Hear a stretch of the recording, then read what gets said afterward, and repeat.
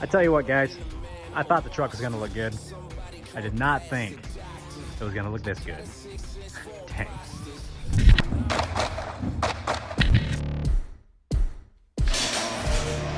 Woo!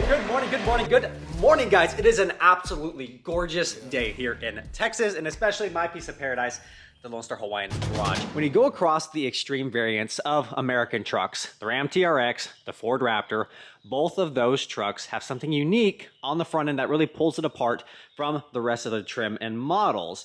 Chevrolet kind of dropped the ball on this, and we're going to try to fix it today.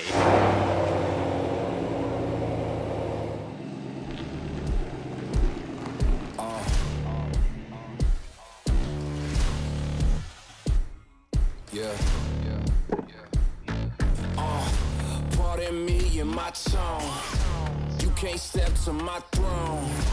They ain't working like me. No! Please, no! No! No! No! No! I did this on my own. You asking where we been, huh? I don't know where to begin, huh? All this dirt. Woo! This truck, guys, man, every time I watch this thing, I just want to sit here and stare at it. Let's go. Everybody's coming. Honey, over here, bud. All this dirt on my skin. I just came here to win. I'm more than a man, I'm a monster. Somebody call a pastor. All right, guys, so what we have here is a big piece of plastic going on the truck. Essentially what this is a AVS Aero LightShield. They have several different styles of this, but it goes here on the front of the truck. Now, its purpose is to protect it from all the debris, rock chips, everything being flung at your vehicle, protecting it from things like that, also like that, also like that. This thing's littered in rock chips. This is going to help protect it, but there's also a styling feature on this particular one that truly caught my eye, and it sits right in here. So the best on the market right now is the Ram TRX. From a styling cue perspective, the amber lights they put within the hood scoop on the very top of the vehicle, it looks dang good. The Ford Raptors also look good. They have amber lights kind of integrated within the bumper, but the Ram TRX does it way, way better. So this AVS Aeroskin for this truck is gonna do something very similar. We're gonna have amber lights here across the top of the hood. It's gonna look mean, and that bulge there on the top makes this front end look even better. But as all things we do, we're not gonna install it as intended by the manufacturer. This is just plastic. It's a textured plastic. It's kind of a matte-ish finish. Nothing special about it. So what I did was order some paint match paint from automotivetouchup.com. The goal with this is utilize all this stuff in here to make this thing match the truck perfectly. I'm gonna sand the texture off. I'm gonna have to apply some adhesion promoter on the plastic. Gonna have to seal it with primer, and then we're gonna go to our base coat, and then we're gonna clear over the top of it. And the end goal is to have a silky finish matching that truck. So step number one here, I am honestly a little bit concerned. I've never done this before, but it's sanding off the texture on the plastic. This is a texturized plastic, so we're gonna have to knock the texture down with something. So I have some 800 grit sandpaper, I have some 220 grit sandpaper, I have two different sanders and a block sander, but we're gonna figure it out. It's gonna look epic. Oh. Something you can't tame, 'cause I break the chains.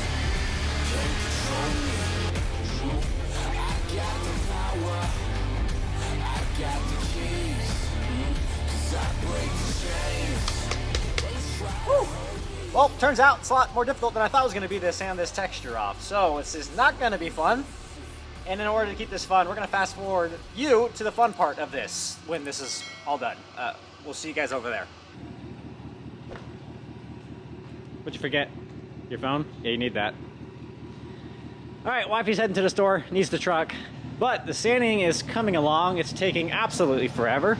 And something you will learn about me, I am the world's most impatient sander, and I use grits that are too aggressive from time to time. But yeah, the smoothness is coming out pretty well. I'm probably gonna have to prime it and then wet sand the primer just to get it absolutely buttery smooth. But we're gonna say goodbye. Bye. See you in a minute. See ya.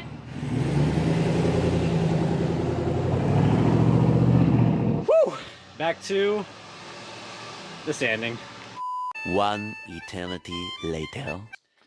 All right, so if you can't tell by the position of the sunlight and the ineffectiveness of my current canopy, we've been here for a while. We've gotten about 90 to 95% of that texture off of this thing. So what I'm gonna do is clean this up really good. I'm gonna put one good coat of this adhesion promoter. I've never used this stuff, but I've always struggled at painting plastic. So I'm hoping this adhesion promoter is gonna be the trick for this thing to actually stick. So once that's on there, we're gonna let it flash for about 15 minutes, and then we're gonna come back with a good coat of primer. That's progress so far. It is now like 6:30 p.m. We've been here all day, and I am covered in this rubberized plastic sand material. All right, having fun, guys. Let's keep going. Please excuse me, Your Honor, but you can't hold me no longer. So I ordered all this stuff from automotivetouchup.com. Now I just came across them because I just searched it, and they had some of the stuff I needed. One of the things they actually had was prep solvent. So I'm gonna actually try this out to see if it correctly prepares.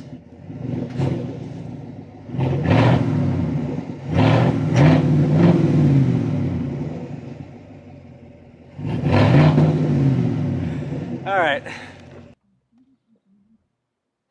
The truck sounds good. You're good. You're good. You're good. Okay, let's try this again. Before I was really interrupted by my wife. Prep solvent, done. We have an adhesion promoter. Never used this, but I know it's supposed to do a semi-light coat and let it flash for about 15 minutes. So we're gonna coat the entire thing, but I'm first gonna close the garage so I don't get overspray on my actual cars. I don't really care about that one. Major look, huh? Yeah, this one is for the books. All these chances I took still. I move straight on these rooks now. Hold me up or hold me down. I swear, every single time. So there hasn't been a lip of wind all day long. Pull this out, wind starts gusting through. So frustrating. So we're gonna let this sit for a couple minutes, come back, and start hitting it with primer. Can't control me. I got the power. I got the keys. 'Cause I break the chains. They try to hold me. I'ma push back. Just wait and you'll see.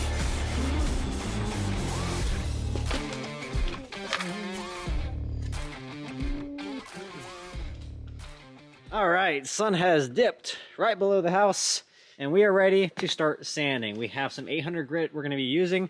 We're gonna go ahead and wet sand this entire surface to get it as smooth as possible. And I wanna try to at least get 1 to 2 coats of that base coat in tonight. That way it has all night to cure, and if we need to sand out some areas on the base coat, we can.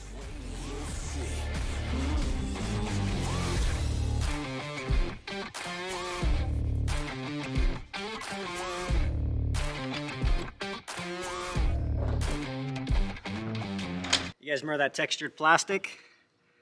Oh, so silky shiny. That turned out so good. And I gotta hit with the base coat quick before it gets too dark. So I'm not gonna turn on a light because the bugs come out. And if the bugs come out, they get stuck to the paint and become part of the paint, which I don't want. Now I really should be wearing gloves to prevent any oils from my hand getting on the primer, but guys, this is just YouTube. Alright guys, here goes nothing. Let go of everything that you know and be wild in the mystery.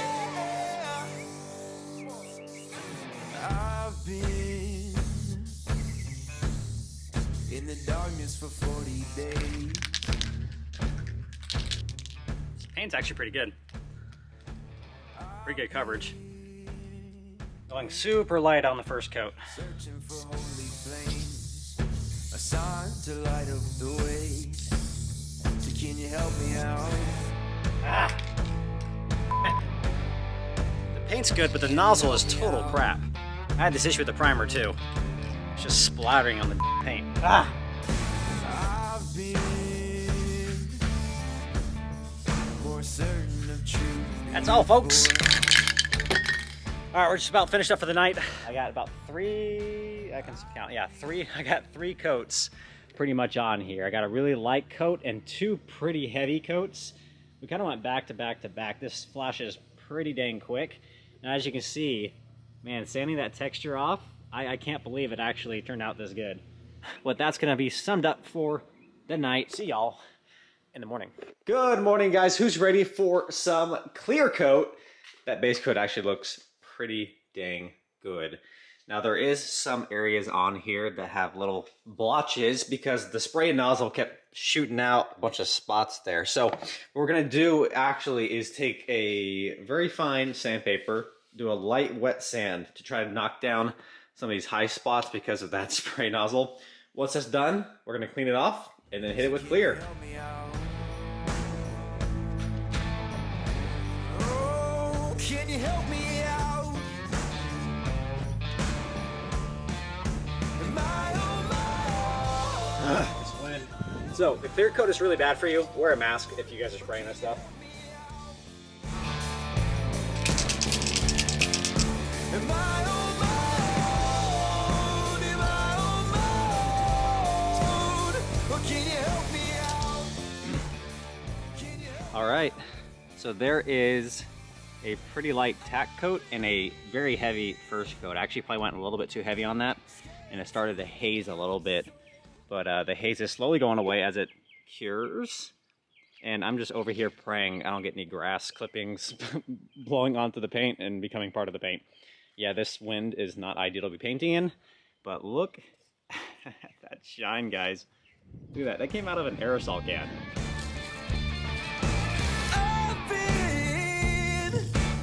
So a little trick my old man taught me was if you wet your driveway down before you start painting, all that dust and grass clippings will have a harder time blowing onto the paint, which I should have done this before I started, but better late than never, right?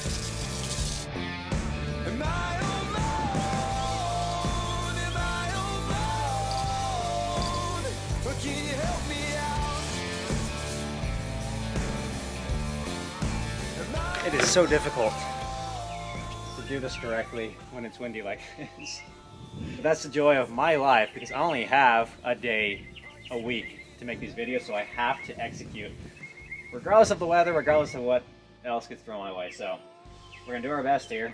This is probably the best aerosol I've ever used, and I use this all the time now. Because this is two-part and has a hardener in it, we can actually polish this like we would do normally on a paint. So we actually could buff it and even ceramic coat it. So that's gonna be a little while down the road, so we gotta let it cure completely. Yeah, it's looking pretty good.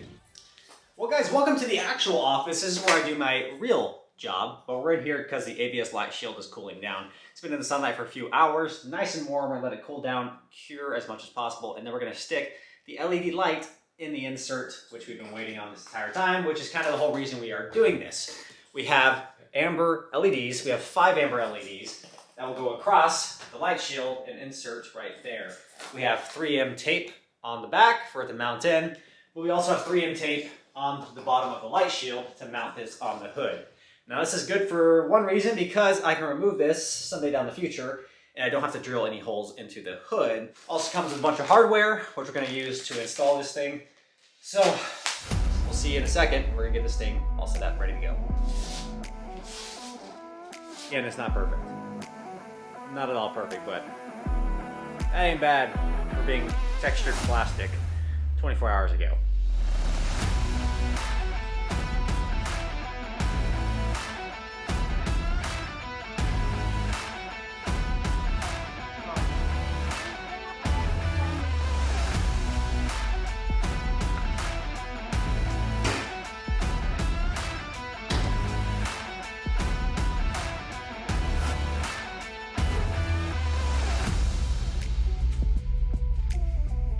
Good. All right, guys, this is the first time you're seeing it on the truck. What do you think? Did I make a mistake? Wow, Daddy. Pretty great. Cleaned up good. Real nice. Hey, I'm Ricky Bobby. And I'm Cal Naughton Jr. Let's talk about children reading too early.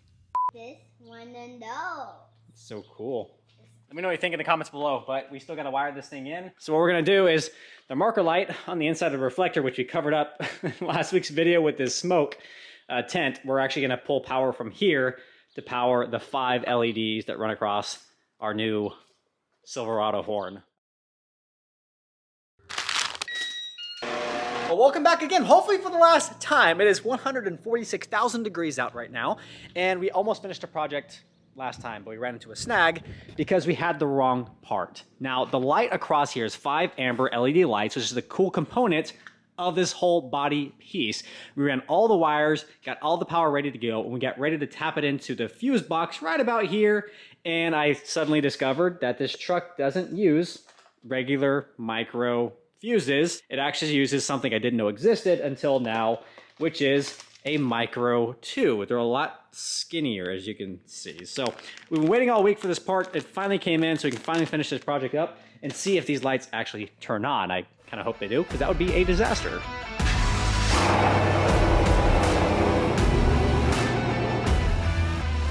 All right, we still got some cleaning up to do, but we have the wire coming from the skin here up underneath this hood skin, tucked away, and it pops out here in this last hole. I'm gonna run this down and tuck it up behind, kind of hide it away. And we have the power going to the fuse panel. So I need to find the right fuse for it to draw power when certain things happen on the truck. And looking at the back of the fuse panel here, it looks like fuse number 42, park lamp right. I think it's gonna be the one to do because at nighttime when the park lamps come on, it'll draw power, which should power the LEDs across the top. I think that'll look the best. So fuse number 42, we're gonna double check we in fact do have 12-volt power coming at fuse number 42. All right, we got our multimeter, truck is off, and no power. All right, park lamps are on, you can see that here. Boom, 12 volts, perfect. 42 is the winner. All right, we got our fuse tapped in place, ground is hooked in. Let's turn on our parking lamps and see if this does anything. Works. Boom! Boom! Super good news, guys. It works. They all work. They look great. But as the more and more I look at it, they might be too bright. That's really silly to say, but honestly, to me, I think they're too bright. The amber is way too bright because we already smoked out our park lamps over here, our side markers. This looks really cool because it's kind of faded in. You can see it from the front and the side, but it's so ghosted. I like that look. These are really, really bright. It's full daylight out, and these are visible as heck. So I was just curious to see what if we threw our tent on top of those lights? And I actually think I might do that. So it's a very subtle difference, that over there versus these. But I think I'm gonna go ahead and clean this off and throw one line of this hex tent we used in our last video across the top, just to dull down the amber just a little bit. We'll also get this real cool hex pattern if you look really closely there. I think that's gonna be money. Yeah, definitely. And in worst case scenario, if I don't like it, just pull the tent off.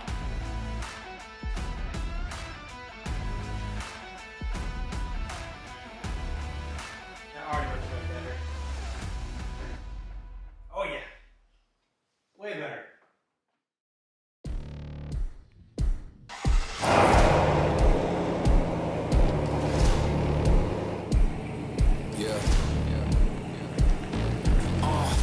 Pardon me and my tone.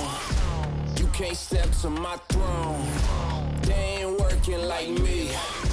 I did this on my own. You asking where we been, huh? I don't know where to begin, huh? All this dirt on my skin.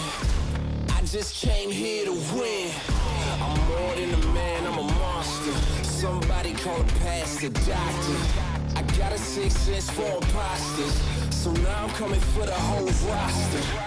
It's not a game, why you playing with me? You could double back, lose track, try and hang with me. It must be in my veins, something you can't tame, cause I break the chains. I got the power, I got the keys, cause I break the chains. Tell you what, guys, I thought this was gonna look good, but this looks a lot better than I thought it was going to, especially with that tent. When I first tested this, I was a little bit nervous how bright those ambers were, but with that overlaid hex tent there, that's just, Now, one thing that Chevy dropped the ball on and we fixed today was the fact that this is the extreme off-road variant of the Silverado. When we look across the competitors, the Ram TRX, the Ford Raptor, both of those trucks have that amber light accent across the front. I like the Ram TRX a lot more than the Ford Raptor, but Chevrolet kind of dropped the ball because they're the only one left out of the game without these. GM, take note. Guys, just check out that Hawaiian redneck paint job right there. This is out of a rattle can. The adhesion promoter, the primer, the base, the clear coat, all of that out of rattle cans. We're still gonna wait a few weeks for it to polish it out and to let it cure completely. And once we polish that out, it's gonna look even better. Not bad for an idiot in the garage in a couple rattle cans. Happy about that. I will also say the wiring was kind of a pain in the butt in the front end. The fuse box is so tight on there, it's nearly impossible to get a wire run up through there. So be careful if you are to do this for yourself on the wiring aspect. That's gonna be it, guys. Stoked about this. Hopefully you are as well. If you enjoyed this one, please be sure to scroll down and smash that like button below. Helps me out, helps the channel out tremendously. That's gonna do it. It is 6:22, which effectively means it is donut time, because every time, all times, are donut time. We'll see you in a few days, guys, for our next video. Until that day comes, y'all take care, and aloha.